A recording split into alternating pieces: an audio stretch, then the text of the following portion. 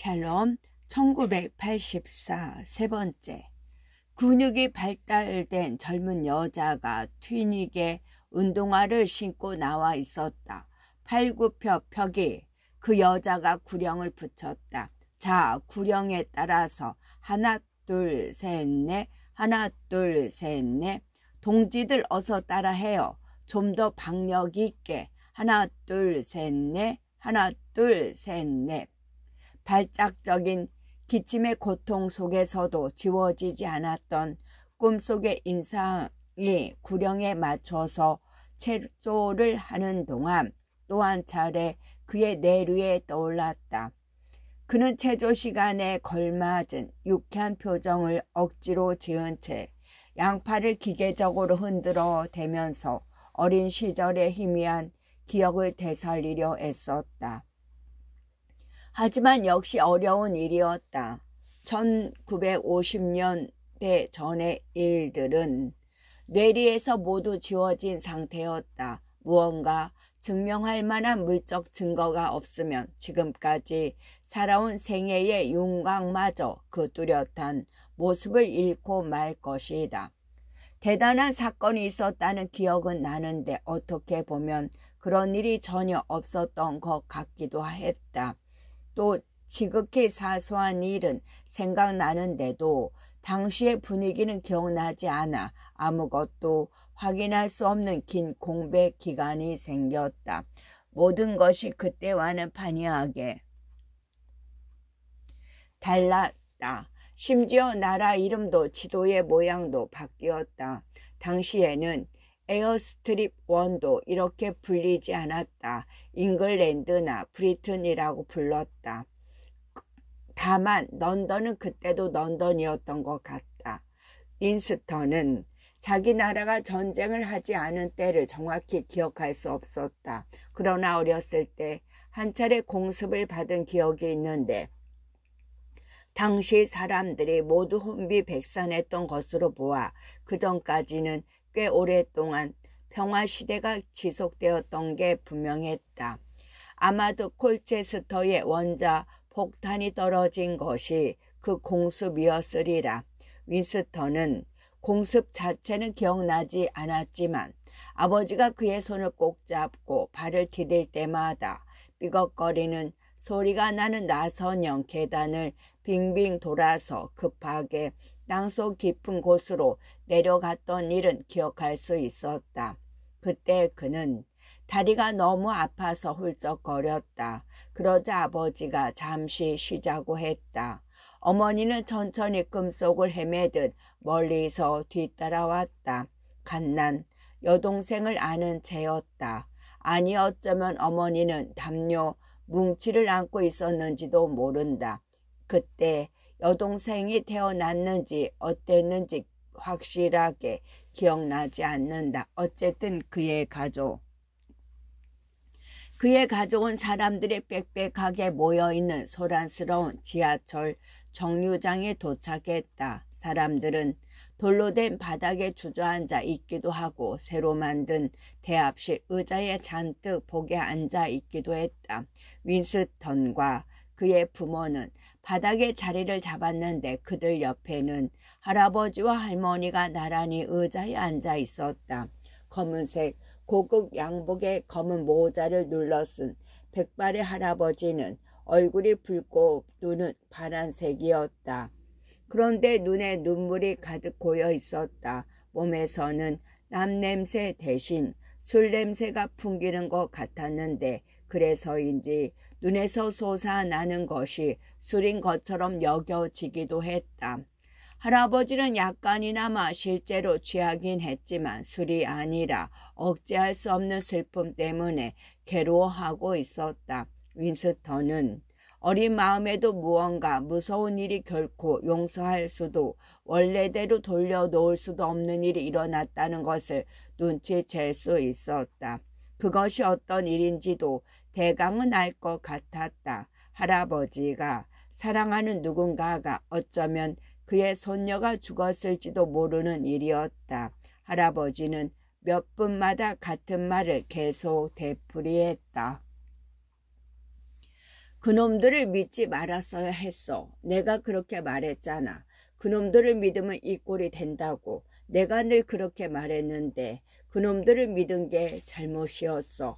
윈스턴은 할아버지가 말했던 그놈들이 어떤 사람들인지 지금은 기억나지 않았다. 어쨌든 할아버지를 만난 그 무렵부터 전쟁은 엄밀히 말해서 늘 똑같은 전쟁은 아니었지만 그야말로 한시도 끊이지 않았다. 그가 어렸을 때 몇 달 동안 런던에서도 시가전이 벌어져 혼란스러웠는데 그중 몇 장면은 아직도 생생하게 기억났다. 그러나 그동안의 역사 요컨대 누가 언제 누구와 전쟁을 벌였는지 알아내기란 거의 불가능했다. 현존하는 것 외에는 달리 그에 대한 기록이나 언급이 전혀 없기 때문이었다. 가령 1984년에 오세아니아가 유라시아와 전쟁 중이고 이스트 아시아와는 동맹을 맺고 있다고 하자. 그러면 공적이든 사적이든 간에 이들 3대 강국이 어느 시기에는 지금과 다른 관계였다고 말할 수 없다. 윈스턴도 알고 있듯이 4년 전만 해도 오세아니아는 이스트 아시아와 전쟁 중이었고 유라시아는 동맹을 맺고 있었다. 하지만 이런 사실은 윈스턴이 당의 통제에 쉽게 굴복하지 않았기 때문에 은밀히 얻을 수 있었던 정부의 일부였다. 공식적으로 동맹국이 바뀌는 일은 절대로 없었다. 오세아니아는 현재 유라시아와 전쟁 중이다. 그러므로 오세아니아는 유라시아와 항상 전쟁 중이었다는 이야기가 된다. 적은 언제나 절대 악이며 과거에든 미래에든 적과 타협한다는 것은 있을 수 없는 일이다. 놀라운 일은 윈스턴은 어깨를 억지로 힘들게 뒤로 적시면서 이것은 양손을 엉덩이에 대고 허리를 중심으로 몸통을 돌리는 제조인데 등의 근육 강화에 좋다고 한다. 수만 번 생각했다. 그것이 모두 사실일지도 모른다는 것이었다. 만약 당이 과거에까지 손을 뻗어 이런저런 사건을 가리키면서 이런 것은 절대로 없었다라고 말한다면 이는 단순한 고문이나 죽음보다 더 무서운 일이리라. 당에서는 오세아니아가 유라시아와 동맹을 맺은 적이 없다고 했다. 하지만 윈스턴 스미스는 오세아니아가 4년 전에 유라시아와 동맹을 맺었던 사실을 알고 있다. 그런데 이런 지식이 어디에 존재하는 것일까? 바로 그의 의식 속에 여차하면 완전히 지워져 버릴 그의 의식 속에만 존재할 뿐이다. 그래서 만일 사람들이 당의 거짓말을 믿는다면, 그리고 모든 기록들이 그렇게 되어 있다면 그 거짓말은 역사가 되고 진실이 되는 것이다. 과거를 지배하는 자는 미래를 지배한다. 현재를 지배하는 자는 과거를 지배한다. 이것이 당의 슬로건이다.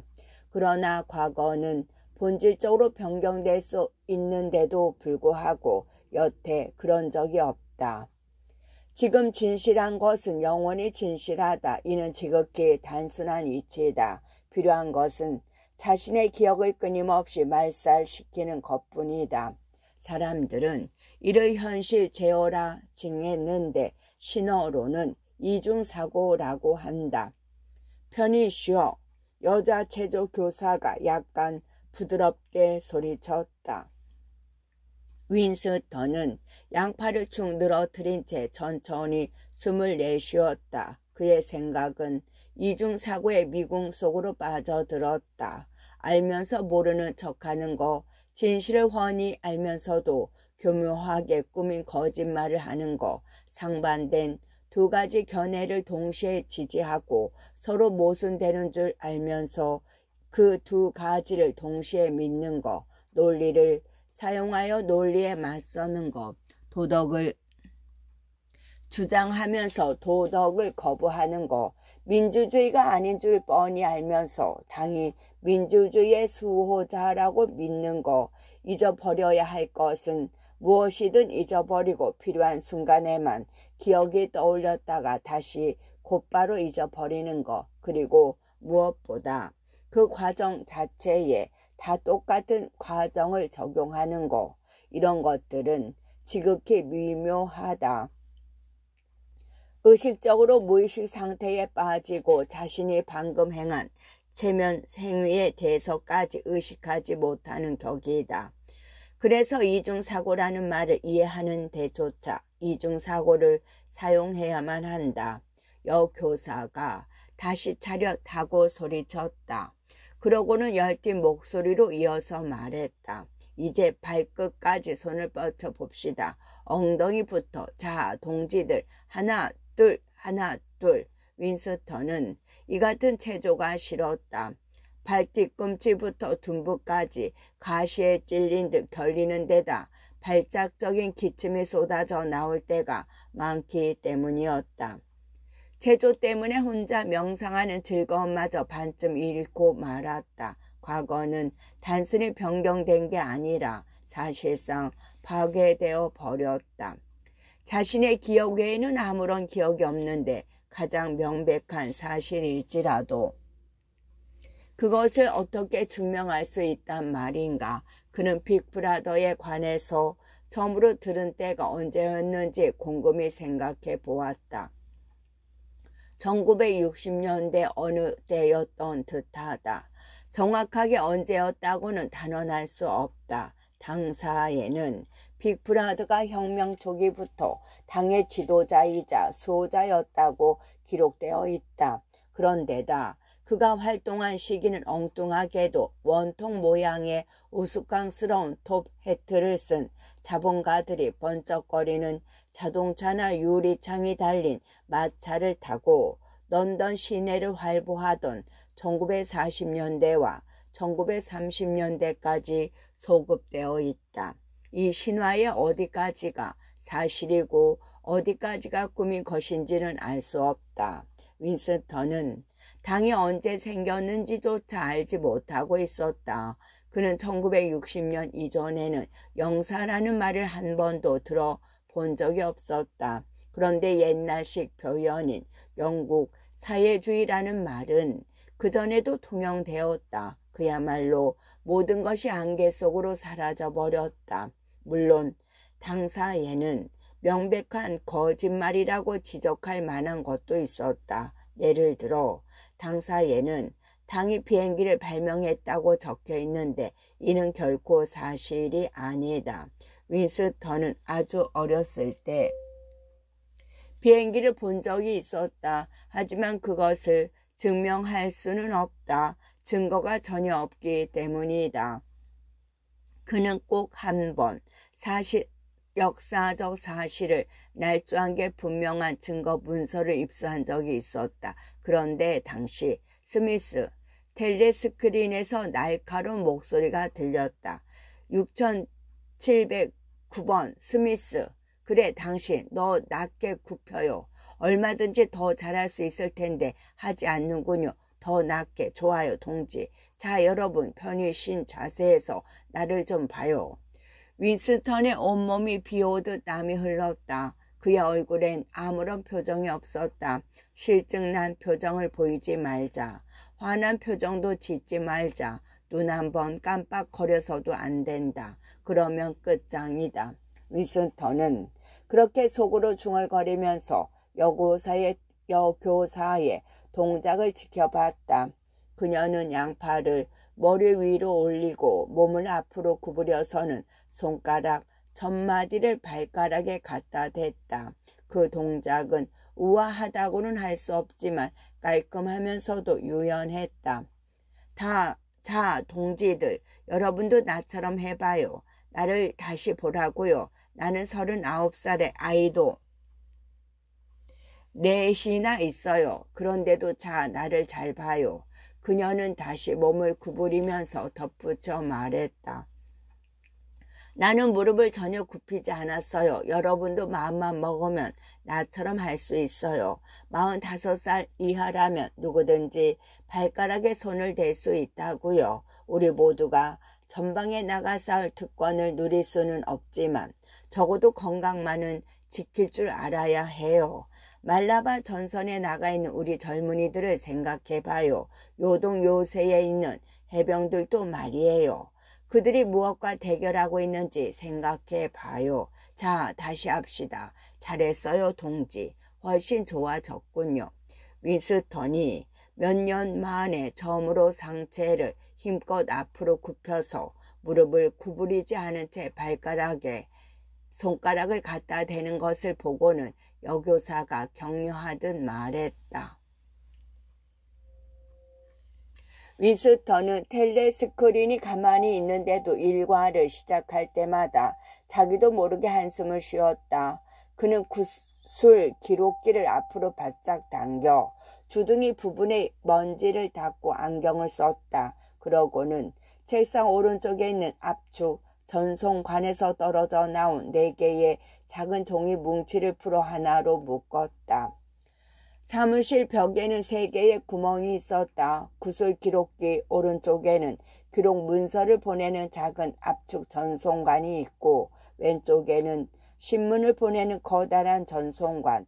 윈스턴의 발이 쉽게 닿을 만한 옆 벽에는 쇠창살로 막은 직사각형의 커다란 구멍이 있었다.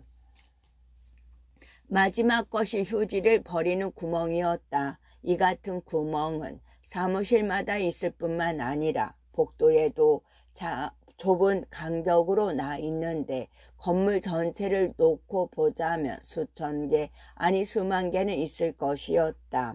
무슨 이유에서인지 사람들은 이 구멍을 기억통이라고 불렀다. 그리고 누구든 반드시 폐기해야 할 문서라든지 주위에 떨어진 휴지를 보면 그것들을 집어서 가까운 기억통에 넣었다. 그러면 그것들은 뜨거운 바람에 휩쓸려 이 건물 어딘가에 깊숙이 숨어있는 커다란 아궁이 속으로 들어갔다. 윈스턴은 자신이 풀어놓은 4개의 기다란 종이를 살펴보았다. 종이마다 한두 줄의 메시지가 적혀 있었는데 내부 문건인 만큼 아무나 이해할 수 없는 약어로 전부는 아니지만 대부분 신호로 되어 있었다. 메시지 내용은 다음과 같았다. 타임스 84년 3월 17일 비비 아프리카 연설 오보 정정. 타임스 83년 12월 19일 3개년 계획 83년 4분기 에츠 오자 최신호 확인.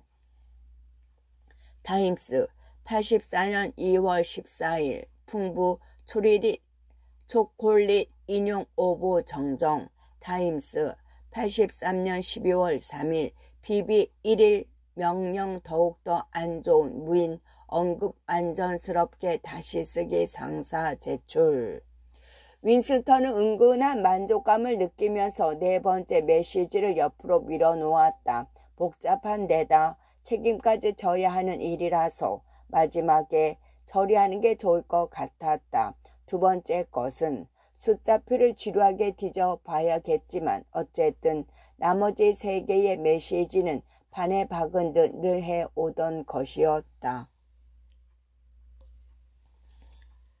윈스턴은 텔레스크린의 뒤에 붙어있는 번호를 돌려서 타임스에 해당 호를 요청했다.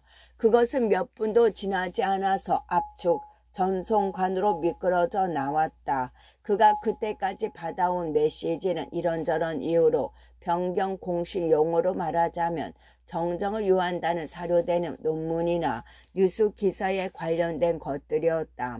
가령 타임스 3월 17일 자해에는 빅브라더가 전날에 행한 연설에서 남인도 전선은 평온한 대신 유라시아 군이 곧 북아프리카 공격에 나설 것이라고 예측했다는 기사가 실렸으나 실제로는 그렇지 않았다. 유라시아의 군의 최고사령부는 남인도 공격을 개시했고 북아프리카는 내버려 두었던 것이다. 결국 실제로 일어났던 일들을 예측했던 것처럼 빅브라더가 행한 연설 구조를 고칠 필요가 있었다. 또 하나 예를 들면 12월 19일자 타임스에는 1983년 4사분기 즉 제9차 3개년 계획의 6차 분기에 생산되는 각종 소비품의 생산량이 공식 발표되었는데 오늘 신문에 보도된 것과 수치상으로 이만저만 차이가 나는 게 아니었다. 윈스턴이 할 일은 처음 숫자를 나준 것과 일치하도록 수정하는 작업이었다. 세 번째 메시지는 매우 간단한 오류여서 2, 3분이면 고칠 수 있었다. 바로 얼마 전 2월에는 풍요부는 1984년에는 초콜릿 배급량을 줄이지 않겠다고 약속했다. 공식 용어로는 이를 절대 서약이라고 했다. 그러나 윈스턴이 알고 있듯이 실제로는 초콜릿 배급량이 이번 주말부터 30g에서 20g으로 줄어드는 것으로 되어 있었다. 따라서 처음에 약속했던 내용을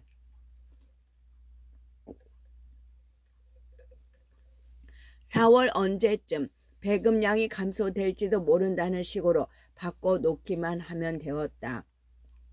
윈스턴은 각각의 메시지를 처리하자마자 타임스에 해당 호에 구슬 기록기로 정정한 것을 철해서는 전송관 속으로 밀어 넣었다.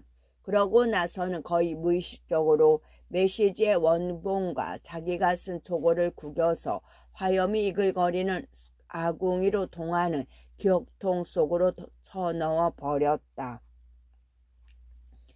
윈스턴은 자신이 밀어넣은 것들이 전송관을 거쳐 보이지 않는 미로 속으로 들어가고 나면 그 다음에는 어떤 일이 일어나는지 자세히는 아니더라도 대강은 알고 있었다. 먼저 타임스에 해당 후에 필요한 정정된 기사들을 모두 수집해 대조한다. 그리고 그 결과를 바탕으로 신문을 다시 인쇄한다. 그런 다음 원래의 신문을 폐기하고 정정된 기사가 실린 새 신문을 신문철에 꽂는다. 이 같은 과정은 신문뿐만 아니라 일반 서적, 정기 간행물, 팸플릿, 포스터, 전단, 영화, 녹음 테이프, 만화, 사진 등 조금이라도 정치적, 사상적 색채를 띠는 것이라면 문학이든 기록이든 상관없이 그 모든 것에 적용되었다. 그리하여 매일 매순간 과거는 현재의 것이 되곤 했다. 이런 식으로 당이 애언한 모든 것들은 문서상으로 증명되고 그때그때 필요에 맞지 않는 기사나 의견은 기록에서 영구히 삭제되었다. 말하자면 모든 역사는 필요에 따라 깨끗이 지우고 다시 고쳐 쓰는 양피지 위의 글씨와도 같은 것이었다. 일단 그 모든 과정이 완료되면 어떤 경우에도 거기에 허위가 섞여 있다고 주장할 수도 증명할 수도 없었다. 윈스턴이 근무하는 기록국의 대다수 사람들은 교체해서 없애버려야 할 서적과 신문, 각종 문서들을 찾아내어 정정하는 임무를 맡고 있었다.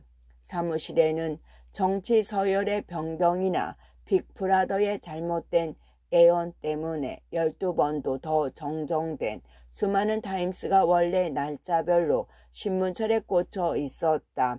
물론 정정에 대한 기록은 있을 수 없었다.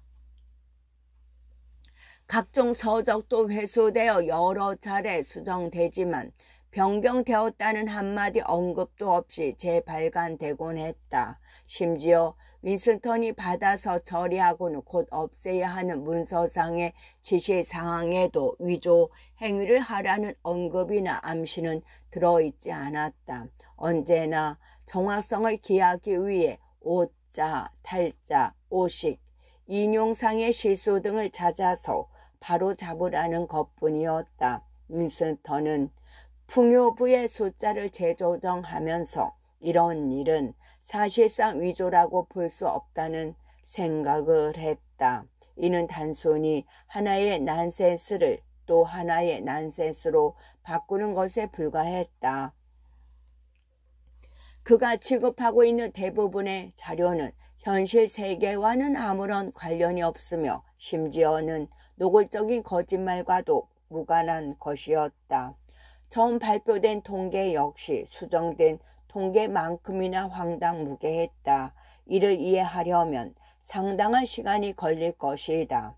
예를 들어 풍요부는 4분기 구두 생산량을 1억 4,500만 켤레로 예상했다. 그런데 실제 생산량은 6,200만 켤레였다.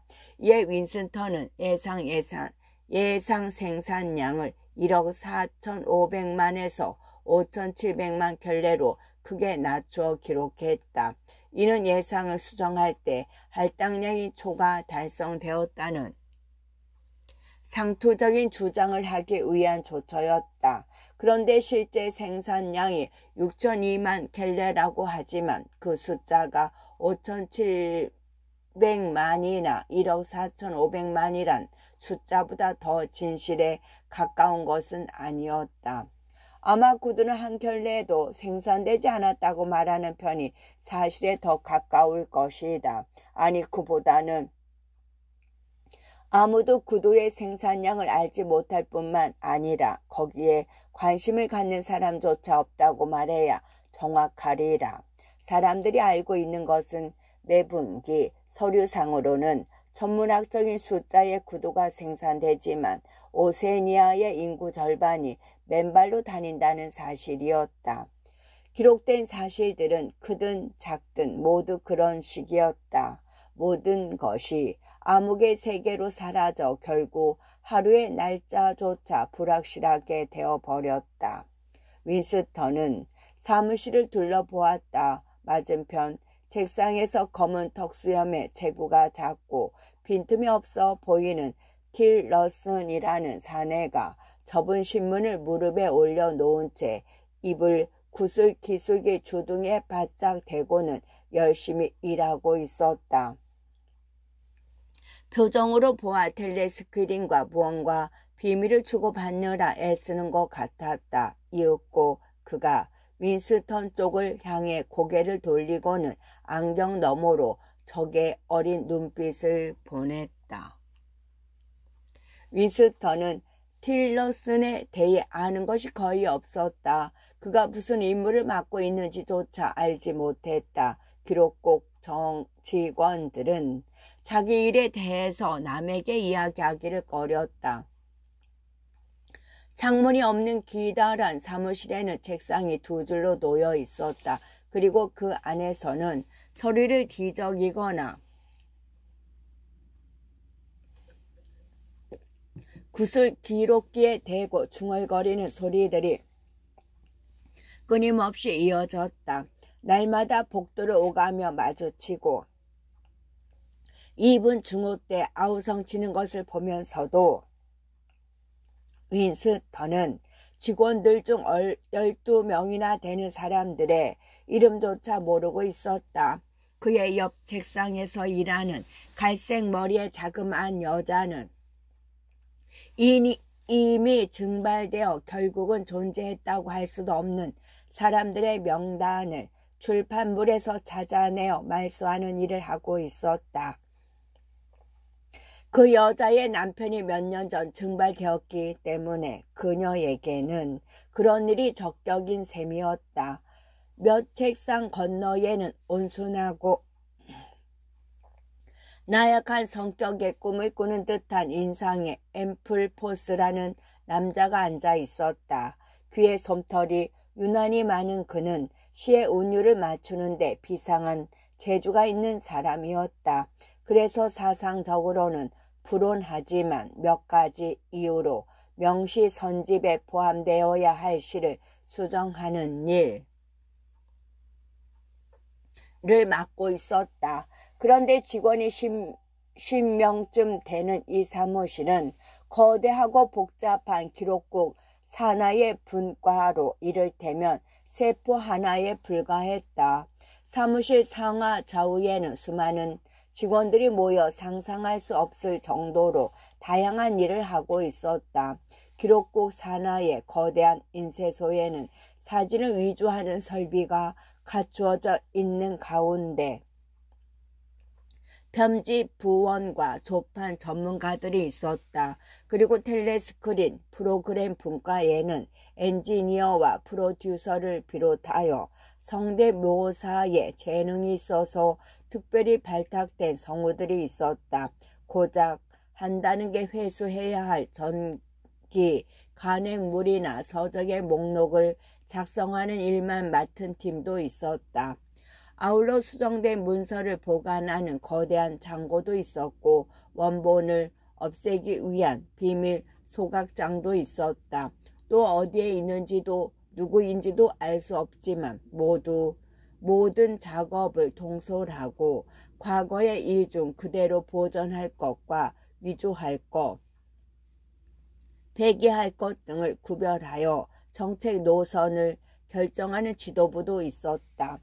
결국 기록국은 진리부 내의 한 기구로서 주요 업무는 과거를 재구성하는 것이 아니라 오세아니아의 시민에게 신문, 영화, 교과서, 텔레스크린 프로그램, 연극, 소설 등 동상에서 슬로건, 서정시에서 생물학 논문, 어린이용 글씨 교본에서 신호사전에 이르기까지 거의 모든 분야에 걸친 정보 교육 오락을 공급하는 것이었다. 여기에서는 당의 수많은 요구를 들어주는 일뿐만 아니라 플루레타리아트를 위해 좀 더 수준을 낮추어 모든 작업을 반복해야만 했다. 진리부에는 플루레타리아 문학, 음악, 드라마, 오락 등을 다루는 별도의 부서들도 있었다. 이런 곳에서는 스포츠, 범죄, 점성술에 관한 기사를 실는 질 낮은 신문을 비롯하여 5센트짜리 선정적인 삼류소설, 만화경과 비슷한 작시기란 독특한 기계로 궁상맞은 노래 따위를 만들어냈다. 그야말로 저질 중에 저질인 포르노그래피를 만드는 곳도 있었다. 그런데 여기에서 제작된 작품들은 모두 밀봉 상태로 발송되기 때문에 그 일에 종사하는 사람 이외에는 당원들도 볼 수가 없었다. 윈스턴은 압축 전송관을 통해 세계에 메시지를 발송했다. 이번 일은 아주 간단한 것이어서 2분 중호가 시작되기 전에 처리할 수 있었다. 이윽고 2분 중호가 끝나자 그는 곧바로 자기 자리로 돌아와 책상에서 신호사전을 꺼내 들었다. 그러고는 구슬 기록기를 한쪽으로 치운 다음 안경을 닫고 아침에 해야 할 중요한 일을 시작했다. 윈스턴이 일상생활에서 가장 즐거움을 느끼는 때는 바로 일할 때였다. 물론 일의 대부분은 판에 박은 듯한 것이어서 지루하기 짝이 없었다. 게다가 매우 어렵고 복잡해서 수학 문제를 푸는 것과도 같았다. 하지만 자신을 잊은 채 깊이 몰두할 수 있어서 좋았다. 그의 일은 영사의 강령에 대한 지식과 당이 그에게 요구하리라고 생각되는 것을 예측하여 위조를 해야 하는 미묘한 것이었다. 그러나 윈스턴은 이런 일에 능수능란했다. 그래서 순전히 신호로 쓰인 타임스의 사설을 정정하는 일까지 맡을 때도 있었다. 그는 아까 옆으로 밀어놓았던 메시지를 펼쳤다. 그 내용은 다음과 같았다. 타임스 83년 12월 3일 비빌 11 명령 더욱더 안 좋은 무인 언급 완전스럽게 다시 쓰기 상사 제출. 이것을 구어 즉 표준 영어로 표현하면 다음과 같이 될 것이다. 타임스 1983년 12월 3일자에 실린 빅브라더의 11 명령에 관한 기사는 극히 불만족스러운 데다 존재하지도 않은 사람들에 대해 언급하고 있다. 그것을 완전히 다시 써서 철하기 전에 초고를 상사에게 제출하라. 윈스턴은 문제의 기사를 훑어보았다. 빅브라더의 일일 명령은 유독 요새의 해병들에게 담배를 비롯하여 여러 가지 의무품을 공급하는 FFCC란 단체를 주로 취하하는 것이었다. 그 내용에는 내부당의 고위 인물인 위더스 동지에 관한 언급도 있는데 그는 2등 특별 공로 훈장을 받았다고 쓰여 있었다. 3개월 뒤 FFCC는 아무런 해명도 없이 갑자기 해체되었다. 사람들은 위더스와 그의 측근들이 숙청되었을 거라고 추측했다. 하지만 신문에도 텔레스크린에도 일절 그에 관한 언급이 없었다. 정치범이 재판을 받거나 공개적으로 비판을 받는 일은 드물기 때문에 그럴 만도 했다. 비굴하게도 자신들의 제목을 낱낱이 자백한 뒤에 처형을 당하는 반역자나 사상범들에 대한 공개 재판과 함께 수천 명의 관련자들이 수청되기도 하지만 이런 일은 2년에 한 번 생길까 말까 한 구경거리였다. 대개 당의 미움을 산 사람은 그냥 지도새도 모르게 사라져 버렸고 그 결과 다시는 소식을 들을 수 없었다. 그들에게 무슨 일이 일어났는지 알만한 단서 같은 것도 전혀 없었다. 어쩌면 그들은 죽지 않고 살아 있을지도 모르지만 윈스턴이 개인적으로 알고 있는 사람만 해도 자신의 부모를 남겨놓은 채 행방을 감춘 이가 30명은 되었다. 윈스턴은 종이 집게로 콧등을 톡톡 쳤다. 맞은편 책상에 틸러스는 아직도 구슬 기록기에다 비밀 이야기를 하는 듯 몸을 웅크리고 앉아 있었다. 그러다 잠깐 머리를 들고는 다시금 안경 너머로 적개심에 젖은 눈을 번뜩였다. 윈스턴은 틸러슨 동지가 자기와 똑같은 일을 하지 않을까 하고 생각했다. 충분히 그럴 수 있는 일이었다. 이처럼 교묘한 일을 단 한 사람에게만 맡길 리 없다. 그렇다고 이런 일을 위원회에 넘길 수도 없을 것이다. 그렇게 하면 날조 행위가 자행되고 있음을 공공연하게 인정하는 셈이 된다. 아마 지금쯤 12명 정도 되는 사람들이 서로 경쟁을 하며 빅브라더의 연설문을 고치고 있을 것이다. 그리고 얼마 후에는 내부당의 지도급 인물들이 그 중에서 적당한 원고를 골라 재편집한 뒤 복잡한 잠조 과정을 거쳐서 연구 문서에 기록할 것이다. 그렇게 되면 그 거짓말은 그 순간부터 영원한 진실이 되어 버린다. 윈스턴으로서는 위더스가 왜 수청되었는지 알 수 없었다. 어쩌면 부정을 저질렀거나 무능했기 때문인지도 모른다. 아니면 너무 인기가 많아서 빅브라더가 제거했을 수도 있다. 혹은 위더스 본인이나 그와 가까운 누군가가 이단적인 성향이 있는 것으로 혐의를 받았기 때문인지도 모른다. 그러나 무엇보다 숙청이나 증발이 권력을 유지하는 불가피한 수단인 만큼 단순히 그런 이유에서 그렇게 되었을 가능성이 가장 높다. 위더스가 이미 죽었음을 알려주는 유일한 단서는 무인 언급이라는 말이다. 체포된 경우에는 이런 말을 절대로 쓰지 않는다. 때로는 체포된 자가 석방되어 1, 2년쯤 자유를 누린 뒤에 처형되는 경우도 있다. 그리고 아주 드문 일이지만 오래전에 죽은 것으로 믿어져 온 사람이 벼랑간 공개 재판에 유령처럼 나타나 증언을 함으로써 수백 명을 연루자로 엮어 넣고는 호련히 자취를 감추어 버리기도 한다. 하지만 위더스는 이미 무인 즉 없는 사람이다. 그는 현재 존재하지 않고 그전에도 존재한 적이 없다. 윈스턴은 단순히 빅브라더의 연설 내용을 바꾸는 것만으로는 부족하다고 생각했다. 아무래도 원래의 주제와 무관한 일로 처리하는 게 좋을 것 같았다. 물론 연설 내용을 반역자나 사상범에 대한 비난으로 바꿀 수도 있었다. 하지만 그렇게 하면 상투적인 데다 뻔한 내용이 될 것이었다.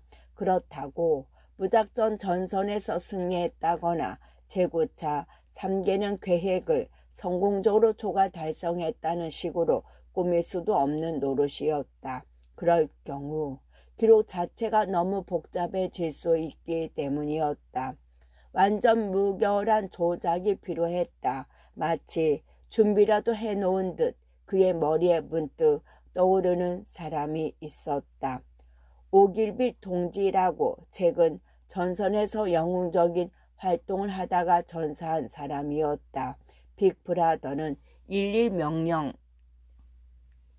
통해서 초라한 신분의 하급 당원이면서도 본받을 만한 일생을 살다가 죽은 동지들의 명복을 빌어주어야 한다고 연설하곤 했다. 윈스턴은 오늘 오길비 동지의 명복을 빌어주기로 했다. 사실 오길비 동지라는 사람은 존재하지 않았지만 몇 줄의 글과 두어 장의 모조 사진이면 얼마든지 그를 생존해 있는 인물로 만들 수 있었다. 윈스턴은 잠시 생각에 잠겼다가 구슬 기록기를 앞으로 잡아당겼다. 그러고는 빅브라더와 비슷한 말투로 말하기 시작했다. 빅브라더의 말투는 군대식이고 현학적인 데다 질문을 했다가 곧바로 자신이 대답하는 버릇이 있기 때문에 흉내 내기가 쉬웠다. 예를 들면 동지들, 우리는 이 사건에서 무슨 교훈을 얻었는가? 이 교훈은 바로 영사 기본 강령 중 하나인데 그것은 이런 식이다. 오길비 동지는 3살 때 북과 기관총 모조 헬리콥터를 갖고 놀았다. 그 외의 장난감은 거들떠 보지도 않았다. 그는 6살 때 당의 특별 배려로 규정보다 1년 더 빨리 스파이단에 가입했고 9살 때는 단장이 되었다. 그리고 11살 때는 사상이 불온해 보이는 숙부의 대화를 엿듣고 사상 경찰에 고발했으며 17살 때는 청소년 반성 연맹의 지역 조직책이 되었다. 그는 19살 때 수류탄을 고안했는데 평화부가 이를 채택해 저 실험에서 단 한 방으로 유라시아 포로들을 31명이나 죽였다. 끝.